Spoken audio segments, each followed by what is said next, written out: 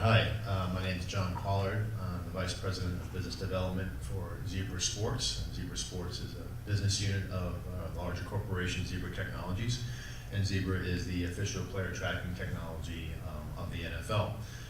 So thank you for coming this afternoon. I want to talk to you about a few things. First, a little bit of background about Zebra as a corporation and our heritage and the technologies and services that we provide customers around the world, and then connect that to what and why we do what we do with the NFL over the last 5 years. And then finally, if you promise not to tell anybody, we'll share some information regarding data about the two teams, and that might be interesting and maybe bring a little more fidelity when you watch the game on Sunday. So let's get started. So as we all know as consumers, we live in an on-demand world where our preferences, us as shoppers, are looking for things that are specific to our needs and requirements.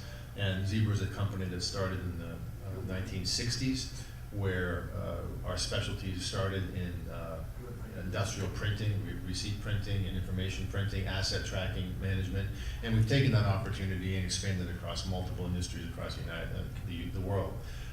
Industries that we work in include, I'll get into detail, retail, transportation, logistics, healthcare, and also manufacturing environments.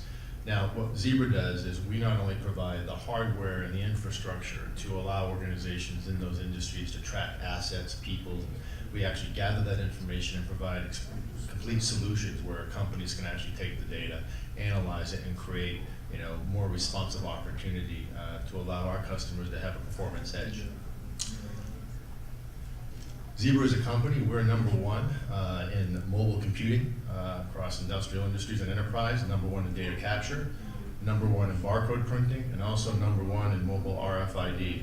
RFID is the technology that we leverage here with the NFL as our player tracking partner. As I mentioned, I'll talk a few examples. In the retail environment, you think about things on shelf, products that are on shelf, or things that we might order online and then pick up in a retail environment.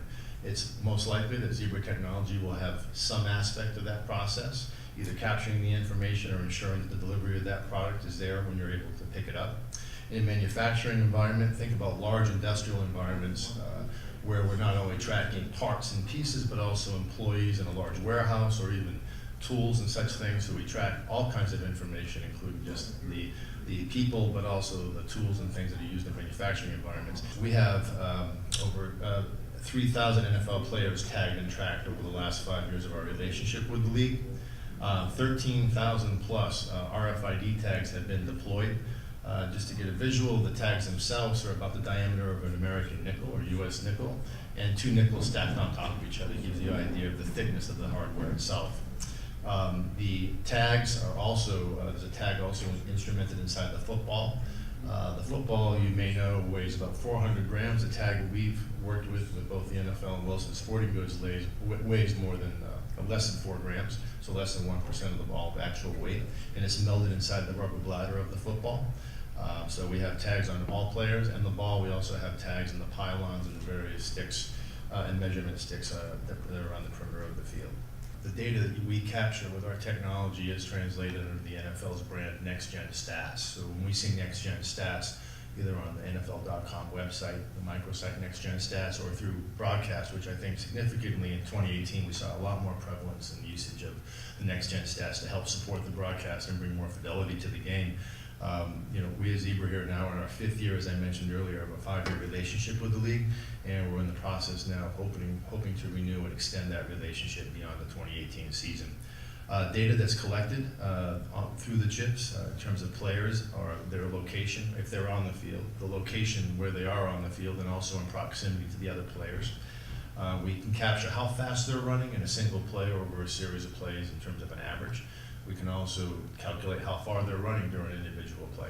So you think about in terms of what a team might be able to do with that information in evaluating player performance within inside of the game situation. We also take the technology that's installed in all the stadiums, and we have an equivalent system that we apply into practice facilities. And right now, almost a third of the NFL's teams are using our tracking system to track their practices as well. And what that allows organizations to do is track the workload of players throughout an entire season, and then measure that with the performance that happens in game day.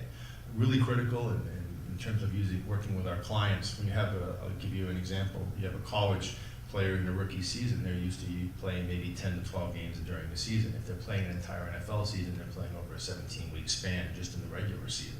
So it's important for the clubs to measure how much workload those players get throughout the entire season to ensure that they're at maximum capability and performance in game. Also to make sure that we're protecting the players' health throughout the season, and making sure that they're available come game day.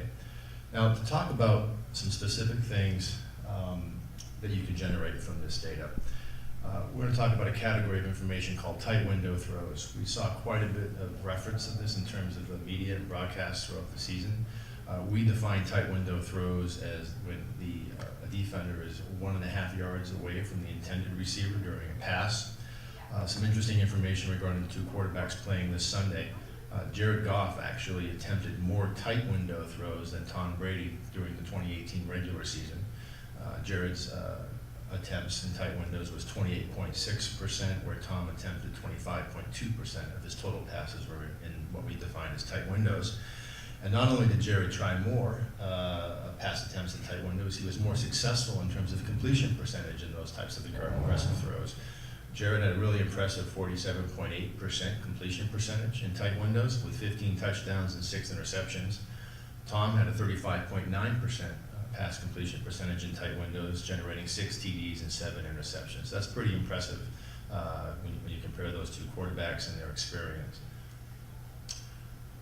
Now, what we offer teams in terms of software and capability is that the NFL enables all teams to evaluate tracking data and our tracking data through their next-gen stats tool that teams have access to.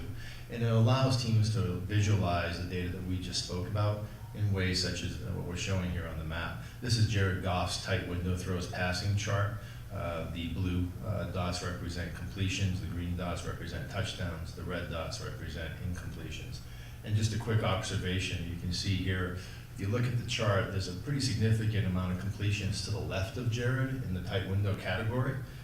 He's pretty successful across the board, but this needs to be a heavier concentration of both attempts and completions on the left-hand side. I didn't encircle this area, but if you look at the right side of the field, there's a pretty good amount of touchdowns on the right sideline as well. Keep in mind that this chart represents proximity to the line of scrimmage, and this could be located anywhere on the field. It's not just from the 20-yard line per se. So that was something interesting we thought we could say. And what we do with our software, as well as the NFL, teams can look at this information and click any one of those dots and go right to the game video. So there's expediency in looking at not only the data, but tying it to the game video as they evaluate the plays, come up with game plans, and develop their cut-ups. Going to Tom Brady's passing chart in tight windows, see it's pretty much distributed throughout the field, but if you look at, we're used to seeing or hearing about how the Patriots get rid of the ball pretty quickly, or Tom gets rid of the ball pretty quickly. Tom's tight window throws are pretty evenly distributed from the left to the right side of the field, but a lot of them happen within 10 to 12 yards of the line of scrimmage. So those are quick passes, those short types of routes that we're used to seeing from Julian Edelman or Hogan, for instance. But it's interesting to see that, how visually it just makes those numbers come to light a bit more when you have tools such as this. And these are the types of things that we've seen organizations in the NFL use more and more, certainly this year. Now, we talked about quarterbacks and their passing capability. Let's talk about one of the exciting categories of information that I enjoyed working in this year, and that's defensive backs coverage and closing capabilities. So now we're tracking, we can track with a chip in the ball, the time the ball is released, the very moment the ball is released. We can also freeze in time how far a defensive back is away from the intended receiver, both at the release and the arrival of the ball. Now, so we talk about two categories of analysis that we provide our clients in terms of coverage quality and closing ability. And coverage quality is the defensive back's distance from the targeted receiver at the time of the pass arrival. Closing ability is how fast these guys close on a targeted receiver when the pass is in flight. I think about when I first started working in statistics and analytics in the NFL, and professional scouts and evaluators would evaluate defensive backs in terms of how fast they recognize the pass release to closing in terms of grade from maybe a 4 or a 6 or a scale of 1 to 10 in terms of quality. What the tracking technology allows us to do is put real empirical evidence and information next to those subjective grades that professional evaluators provide. So this is something that we're finding of great interest across the NFL on the scouting side and the personnel evaluation side.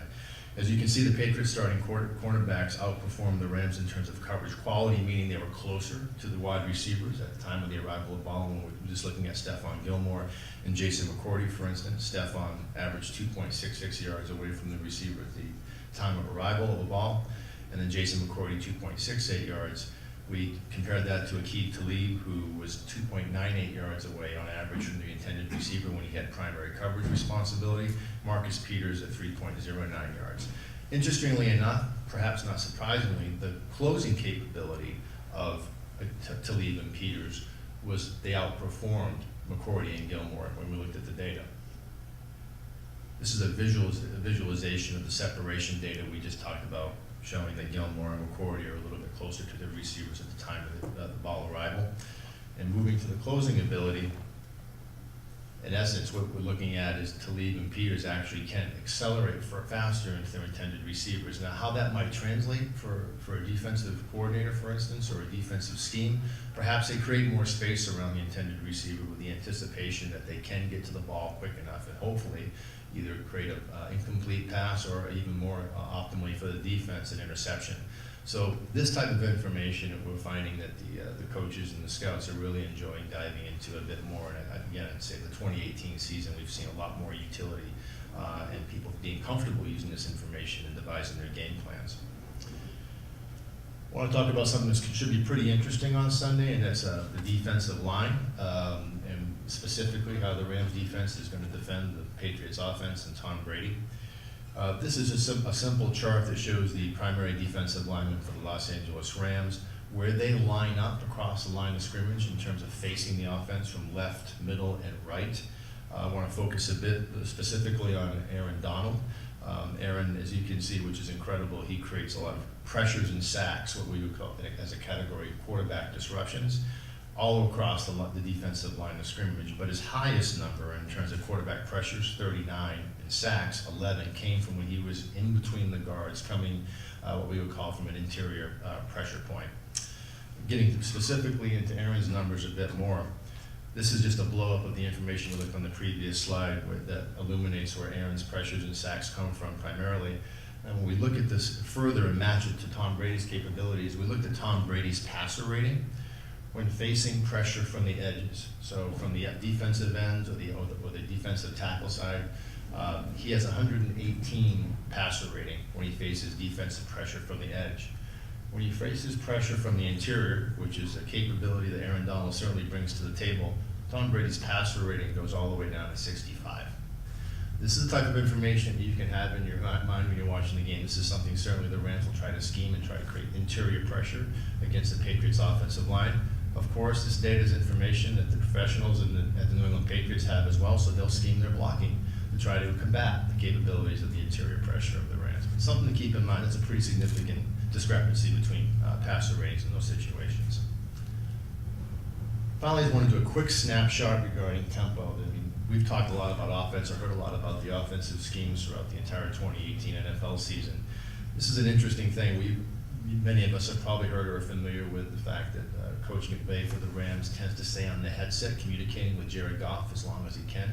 He can stay in contact through the earpiece in the quarterback's helmet up to 15 seconds before the end of the expiration of the 40-second clock. We thought it was interesting that we can actually time with our tracking data how fast the Rams break the huddle and get to the line of scrimmage, and then once they're at the line of scrimmage, how long it actually takes them to snap the ball. And that's how we break this down. For teams, we'll take this information and merge it with points produced. We'll also third down efficiencies, yards gained per catch, and explosive plays. So we add more game context around these time ranges. It allows teams to look at not only how effectively they operate under different tempos, but they can also look at the competitor's defense and find out if the defense actually works better in a slow or fast tempo situation. As you can see on the bottom, I thought was interesting, on the third and long, the Rams almost use the entire 40-second clock on third and 7+ yard situations. So they're at the line of scrimmage and they're identifying what's happening, then taking as much time as possible before the snap. We move over to the Patriots side of the house.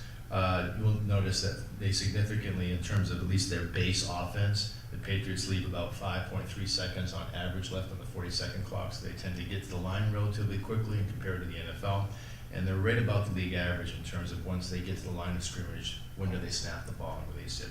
On third and longs, they also tend to spend a little bit of more time on the line of scrimmage, identifying the defense and perhaps even checking out of a play. Of course, that's considered in these measurements as well. So hopefully this gives you a bit of an idea of the types of information. It's a small fraction of the data that's available to the teams.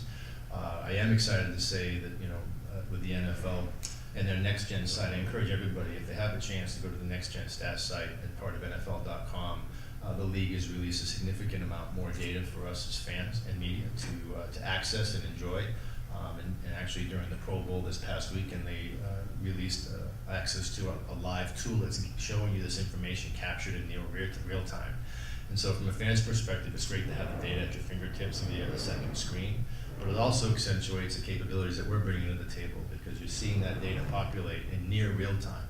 Once we capture it on the screen, it's going through a processing server and then showing up onto your computer screen. So it shows you the capabilities and the expediency that the data is collected and then transferred to the actual application.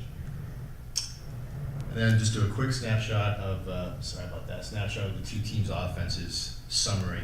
As you can see, the Rams, just in general, take about a minute, almost a second and a half more to snap the ball in general across all those game contexts we talked about a little bit earlier. And again, what I like about this is it brings a little bit more detail to what we hear the broadcasters typically talk about when they say coaching phase communicating with Jira on the line of scrimmage. You can actually see it translate into the numbers here. And when you look at a comparison to the Patriots, it shows up here too as well. So that's all I have to share. I'm happy to take any questions, and if it's about specific data on the tracking, I'll do my best to answer. Obviously, overwhelming amount of information. The 1/3 of the teams that are using this at practice, do they hire their own analyst? A, and B, will the NFL and you ever get to the point where you use the football to measure 10 yards for a first down rather than yard markers? Yeah, so on the staffing side, it really ranges by team. First, I would say that using our information is more of a cultural thing than just a pure staffing and resource thing. There's investments in technology and software to analyze the data, and then investment in terms of how many, the head count and people that you have touching the information as well. It varies. I've seen teams have their own specific analyst. In fact, I'd say most teams in the NFL now have by title a director of football analytics or sports information, or whatever the title might be, and then there's a support staff underneath it. I also have seen staffs that use position coaches or quality control coaches, and they have to merge their skills with the analytical skills. So they use it as a shared resource. I've seen effective use in those ways, but I think you do have to have the resources and have some personnel and some technology to help manage the data, because, as you said, it is voluminous. Yeah. And really, the data is really only as good as the tools and the people who have access to it and how they can analyze and apply it. Football. Yeah, football. Would you guys, was that discussed in the NFL to use, since it has that exact precise, to use that as the measurement? Well, part of our relationship with the NFL was to make sure first we could R&D with their help in Wilson Sporting Goods to miniaturize a chip that could fit in the ball, so that the flight integrity would be maintained, and the players who have incredible tactile capabilities can't tell the chips in the ball.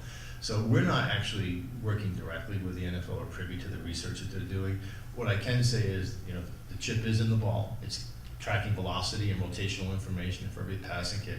The league is still holding that information back and evaluating the efficacy of releasing it to the clubs, what types of data and how much to release to both the clubs and us as fans and the media. There are chips in the pylons and there are chips in the measuring sticks as well. So there's some information the league could derive, but we're not part of that process of evaluating or understanding what their agenda might be for that. Within the league, is some of the data applicable or available when it comes to player evaluation? So if I'm an NFL club and I'm trying to assess, is this 31-year-old wide receiver capable of separation? And I can see it on film, maybe the way he separates and given routes, but I want to look at your data based on his average speed and compare it to when he was 29, 28, 27. Is that something that would be available to a team? Geez, you should come up here and take the microphone. That's very well described. I think it's exactly how we're seeing it used. Again, in general, a professional evaluator, they're the expert. They're going to need to visit the player, interview the player, study the game film. Our information just becomes more of a supportive tool. It can be directional as well, because you have data that you never had before. It could suggest you may look at a player that you hadn't considered in the past because he's scoring certainly high on a miles per hour rating, for instance. But that's exactly how we're seeing it. We've heard terms like downhill tackler or game speed, all right? You know, now you can actually calculate some of that information and really quantify that in some way. What the definitions and baselines are, I think it's too early to tell. But I do enjoy talking with the evaluators that have, in the past, graded a defensive back, for example, on a scale of 1 to 10, and his capabilities of saying, when the ball's released, how fast do I get to my primary receiver that I'm guarding? Well, he's a 6, 7, or an 8, or a 4. Well, okay, now we can actually calculate that speed. So it's been interesting looking at that information. I think the comfort level that we're seeing across the league on the professional evaluation scouting side is certainly increased over the last 2 years significantly, where this information is something that's referenceable. I should mention we just came back from Mobile, Alabama. We're the exclusive tracking partner for the Senior Bowl. And we capture that, not only the game information for the Senior Bowl, but the practices as well. I can only describe as great enthusiasm and interest in the data that we're collecting from the professional evaluators. Teams are asking for that. They haven't had it before. So it gives them just another piece of reference when they're building their scouting reports and assessments of these players. And I think it's a good opportunity for the players too. If I may, I'll just talk about one example that resonated with me, stays with me every day, as a matter of fact. I was talking with a team towards the end of the season this year, and their #1 primary receiver, I'll leave the team and the player specifically out of it. It was an explosive pass play of 20+ yards. The receiver was sprinting down the field, and it looked like he was a short touchdown. On the game film, from out of the frame, came a player from the opposing team that caught this player from behind. And the scouts and the coaches said, "Who is this guy?" Well, he happened to be a defensive back that was 4th on the depth chart of the opposing team. It was someone that, based on injury at the time of the season, he was on the roster. And so they actually said, geez, he ran 21 miles an hour. That's really fast. I've also noticed miles per hour is something that the professional NFL people now are being more comfortable in terms of talking about, which has taken a few years. So they looked at the player, and in their scouting report, this is the offensive team, they had graded the player, and the player had actually run over a 4.540 in Indianapolis in the combine. So in general, that player was going to be considered a draft candidate for this team. He was going to be an undrafted free agent, maybe a free agent invite for camp opportunity. But based on what they saw on that one play, they went back and looked at his previous 3 games and saw that he had a pretty continuous acceleration opportunity over 3 or 4 games. So he was putting a body of work together. That led them to say, if this kid is not, on this other team's roster at the end of the season or come the next season, he might be a candidate for us to sign. In fact, he ran so fast in game that they might consider what he wouldn't have been a draft pick, or at the best 7th round. We might draft him as high as the 4th round. That right there, I thought, was a really interesting opportunity. Now, they look at so many players. The NFL teams have so many players to evaluate. It's impossible to believe that they had to know every single thing about a player off the cuff. So in that sense, when I talk about the term directional, that was directional information that led the evaluators to go back and study film and say, okay, this is a candidate for our team perhaps in the future. And that was exciting to hear, and also made me feel good about the fact that our data is providing more value than it has in the past.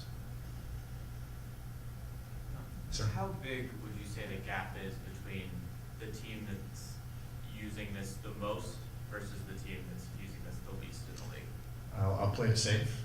I'll call it 33.3%. We have your early adopters, and I'd say in terms of resources, tools, culture, acceptance of use, not only using this information, but other statistics and analytics and embodying it in their everyday typical process of game planning, player evaluation, scouting.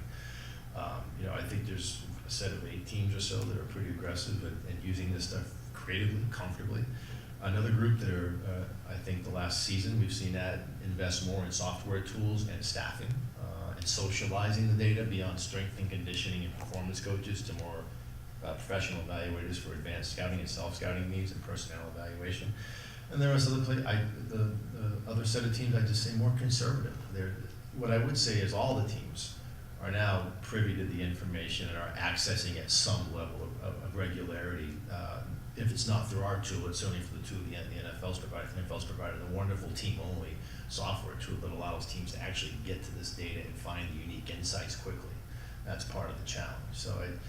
But I do think, if it was more information isn't necessarily a bad thing, but you have to have the tools and the culture to manage, organize, and then interpret and apply the data. And that's beyond the technology. That's about culture, personnel, staff, style. That's the artistic impression using stuff like this.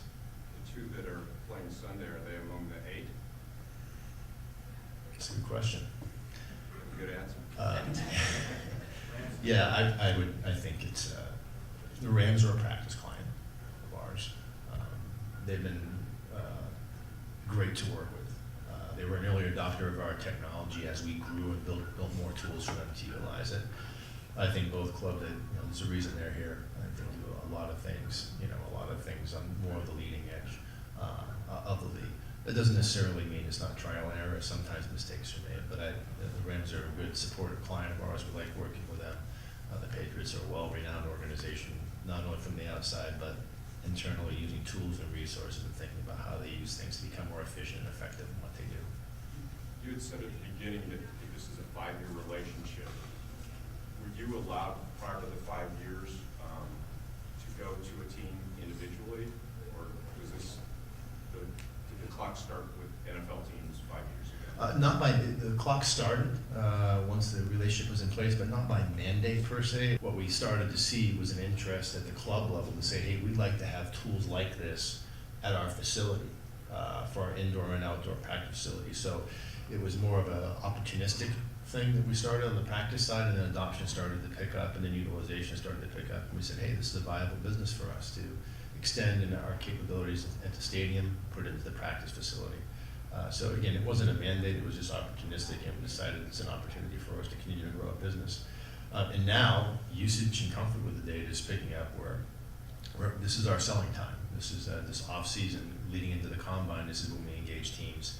And we've had more interest and energy in terms of setting up meetings and considering our technology for practice facilities than ever before. So we're excited about that. Do you find that the value of the data you provide teams increases over the length of your contract with the NFL? In that if I'm a team and I'm looking at how my player is traveling over the course of a practice in August, I don't really know what that means if I don't know how he travels normally at an August practice, but if I have year-to-year data, my understanding of these numbers makes more sense. Yeah, you have a great way of describing what's happened.